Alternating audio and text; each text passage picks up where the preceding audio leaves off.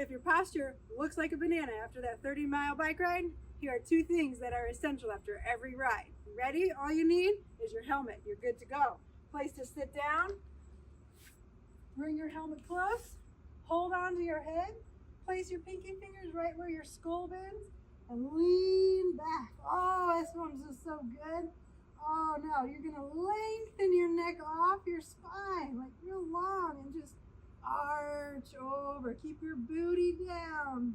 You can curl, draw the elbows towards each other, and repeat, arch. Go a little further if you can, and then curl. It's a lovely stretch. Now, here we go. Here's your next one. Come to your side.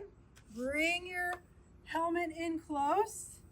Bottom arm onto the ground. Bottom knee bent to support you, and just side bend. Do it on both sides. You can stay here. Breathe into this top lung and exhale. If you need a little towel or something between you and your helmet, by all means, go get one. Let me know the next time you do this and how it feels.